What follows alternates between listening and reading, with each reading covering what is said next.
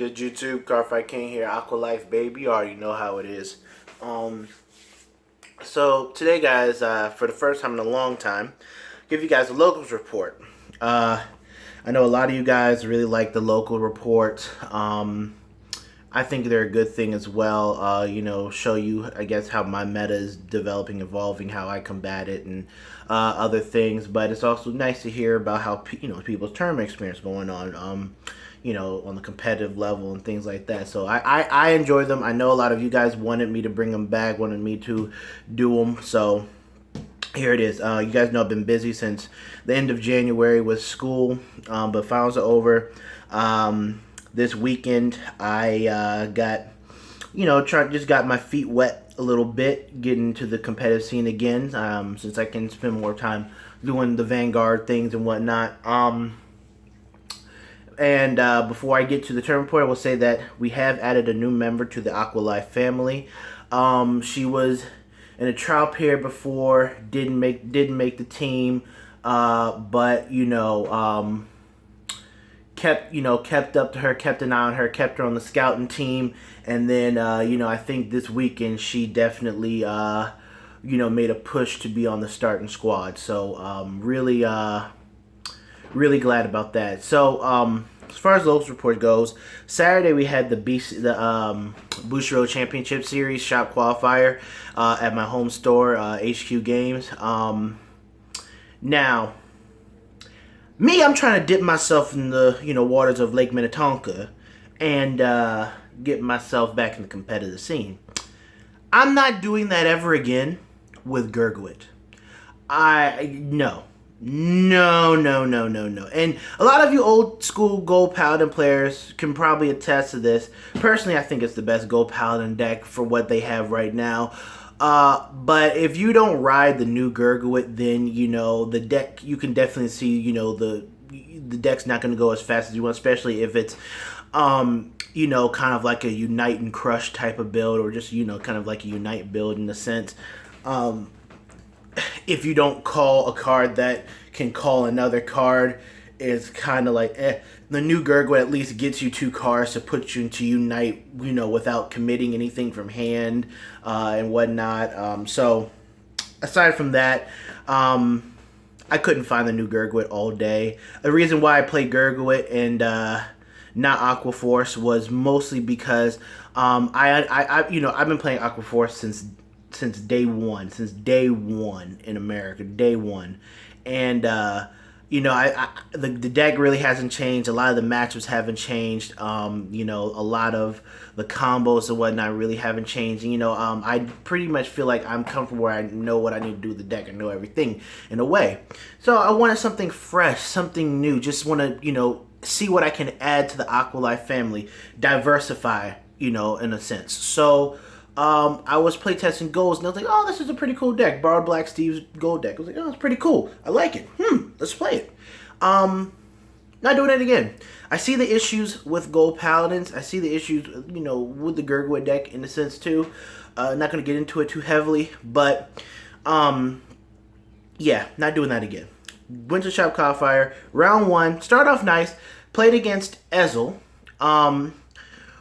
One on my first starter turn, G-Guard the turn before, went into the GR Gurgwit and pumped up field by 20k because I used his ability twice, and blew up my opponent from there. And it was best of 1 throughout the whole tournament, even top 8 in finals and whatnot.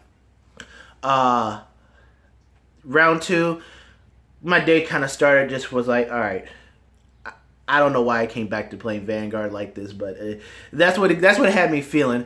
I was at 2 damage, felt I had advantage. Opponent had to G assist, whatever it is, fine.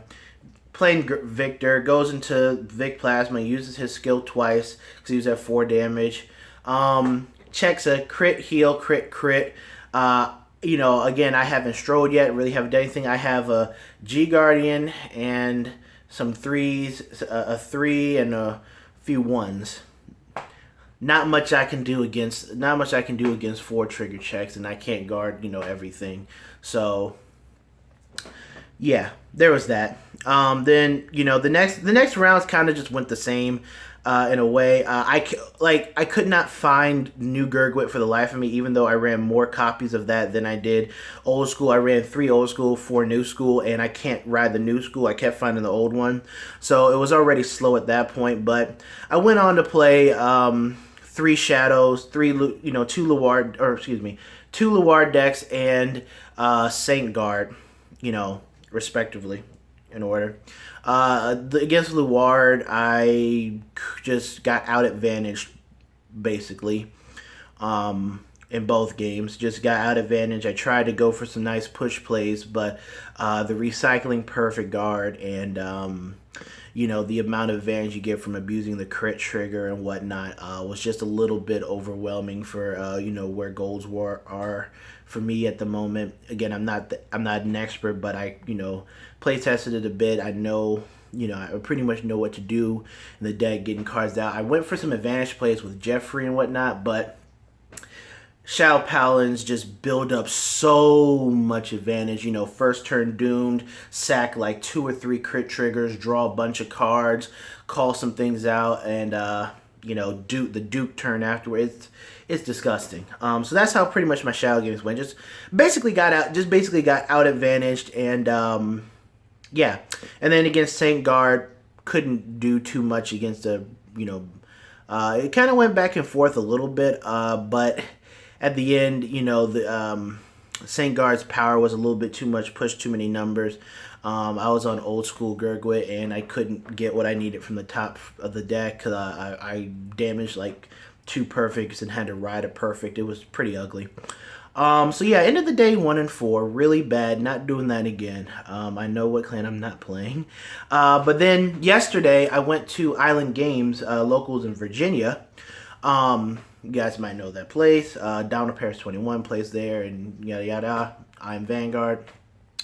So I went there to play my new baby. I was able to actually put her together on Saturday. Got the rest of the pieces for the deck. Sunday, I already had the base for the deck. I kept it kind of updated. Like I said, it was on the scouting team for a while, and we're in the off season now, so I decided to, hey, let's see what happens. I think she definitely made the starting squad. Talking about good old girl Nightrose here. Really enjoy the deck. This deck, I'll talk more about it because I will be doing a deck profile of this next video. If not next video, a few videos, because I'm going to go to locals and record some matches today as well. But play some Nightrose. The deck is very fun, but heavily complicated. Trust me, for her first day out, misplayed a ton. I had a little bit of play testing yesterday when I completed some portions of it, but misplayed a lot with it. It's fun because it's complicated. There's like so many things going on in the deck that it's like I'm trying to do all these combos and I'm sitting here forgetting to pay cost for cards. I'm sitting here, forgetting things like that. Like I put Bale to the side because I'm like, okay, I'm putting it to the side because I'm going to put it at the bottom of my deck and unflip it damage. So I'm doing other things and Bale's there. Then I'm like, crap, I forgot Bale, so I can't get the unflip. I can't get the unflip, and throw them at the bottom of the deck thing. And so, again, that's just an example. I'm just misplaying something. I'm still trying to figure out when and when not to go into maybe the Ghosty Stride. I usually just do first turn Gouch. I usually just do first turn Gouch to set everything up, get GB2 online, and because, I can just bring out a bunch of cards and get a nice face turn, depending on what I have. But sometimes my drop zone is kind of fugly, so I feel like going to the Ghosty turn. Didn't go into him all day the other day, but or all day Sunday. But again, I'm still learning the deck. This is fun. It's considered one of the top 5 decks, and usually people are like this, oh, they're kind of autopilot, oh, they're kind of cheesy. Well, Shadow Paladins cheese you. This deck, however, I think requires a higher level of thinking. It's a complicated deck. It's a very fun deck. I'm glad Grand Blue finally got something that's really good, but it is complicated, but it's fun to learn. It's challenging, and I think that playing decks like this definitely can make you a better player because it puts you on a higher plane of thinking and theory crafting and trying to figure out combos and things like that. So definitely proud about definitely Excited for this deck. I think I might main this deck over summer. Not saying that I'm not going to main Aqua Force, whatever. That's always there. But again, this is fresh, this is new, this is challenging, and I'm really committed to this deck. I want to commit to this deck heavily and better myself with it. Now, on the locals report for that, yesterday it was 4 rounds, and then we split after Swiss. Round 1, I played against Angel Feather. I won that 2-0. Again, like I said, I misplayed a ton, but my misplays weren't as detrimental as they could have been. I was forgetting some effects. I was like, crap, I forgot to use this ability. Sometimes I think I went to the wrong stride at times, but, again, I was able to pull off some pretty basic stuff that I was doing, and it was a long match against Angel Feathers. Pretty much what I did was use my common knowledge. I focused on taking out Broken Heart as fast as possible. I did not want that on the field, and against Angel Feathers, I wanted to push damage so far, because if they have to go, I figured if they have to go into the stride that just heals the damage, that means that their back's against the wall and they need to buy themselves some leeway, buy themselves some time, so they can, till they can get to, what they, some pieces that they need to try and push you back. So I tried to push them as far, force that stride out. He didn't go into that stride, but I pushed him as far, because when they're at high damage, they can only take 1 damage. I mean, obviously if they do the G guard, the rescue G guard, but my thing was like, sure, I'll take the rescue G guard, but I don't want them to keep scaling damage and increasing the game longer, because Gavriel's ability puts her at 13, 15, and whatnot, and then if he has Broken Heart, even bigger numbers. So again, both games I wanted to push hard. I pushed as hard as I could, and I was able to survive the turn. It was just long games. He did get some really good Gavriel rescue plays off, hitting multiple stands in the damage zone for rescue checks, heals, and whatnot. So it was a long game, but I was able to take it 2-0. Having Negro Rook be at like 60k was amazing with, whatchamacallit, Negro Songer. Absolutely phenomenal. Round 2, played against I Am Vanguard. He was playing Luard. Again, I'm new with the deck, but I think I did okay.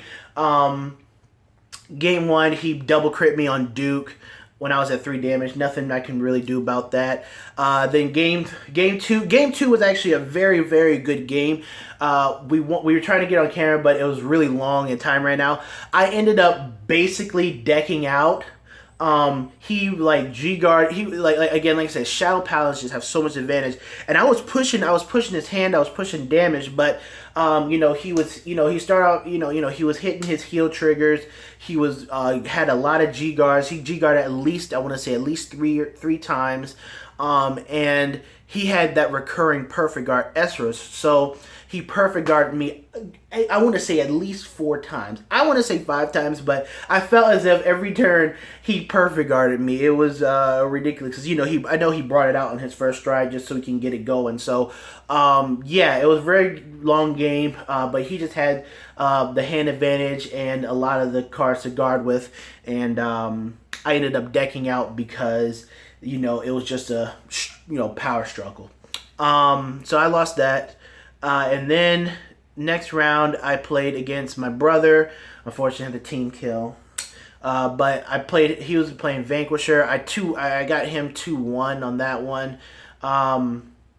Game one I did Nightrose things, and he couldn't really get his bind zone set up. I think that happened in both games. He really couldn't get my bind zone set up for the plays that he wanted to make a lot. So I was just able to kind of like push. Nightrose does have a lot more burst. Narukami has a ton of things lacking for it. He couldn't find Chain Bolt Dragoon. He couldn't, and I had a perfect guard every time he had Vanquisher, so I didn't let him hit.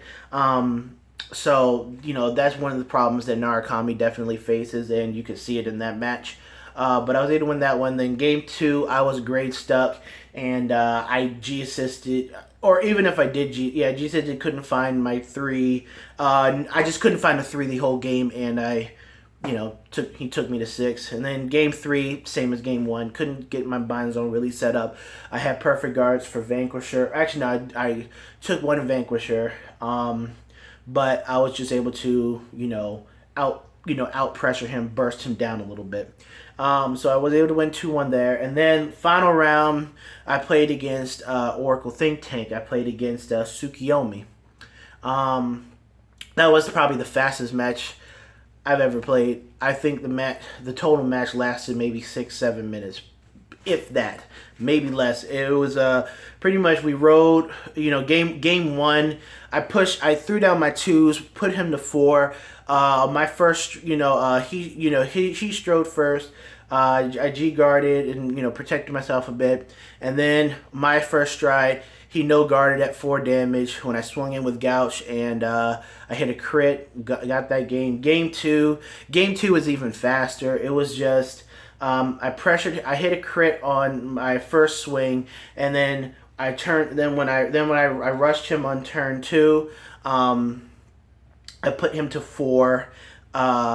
Or I put him to 3 at turn 2, and then he rode his 2, or rather, I put him to 3 on my first turn I can attack, which was turn 2, because I went first, and then he rode his 2, swung at me, I took my damage, I drew, I rode Nightrose, I had the crit trigger on the board. Swung in with a rear, then I swung in with Nightrose. No guarded Nightrose at 3. I hit a double crit, and that was the game. So, yeah. And so, since it was just 4 rounds, I ended up in top 4. Even though we cut top 8, I ended up at top 4, 4th place with my Nightrose deck at 3-1. Very good first day for Nightrose. Definitely excited to bring you guys this the deck profile for this deck. Looking for some advice, looking for things I should probably try out. Definitely, if you guys have any combos that you do, let me know about it. Nightrose, really excited. Glad I got the deck completed. Negro Songer is possibly my favorite stride in the deck. Even though I do like Young Gucci, Gouch. I do like Young Gucci. I really like Negro Songer. I think her price tag of $6 kind of doesn't do her justice in a way. I think that she's definitely a card that is definitely worth it. Especially late game, pumping units up by astronomical numbers is crazy. So yeah. That's the tournament report, guys. Hope you guys enjoyed it. I will, again, today's Monday. I believe I will be going to locals today. And I will try and set up a little station for recording so you can see me. Hopefully not, but misplay with Nightrose in a few matches. And I'll probably get some other people too. All right. I will see you guys in another video. AQUA Life Baby, you already know. Don't forget, Nightrose deck profile coming very soon, and matches. Peace.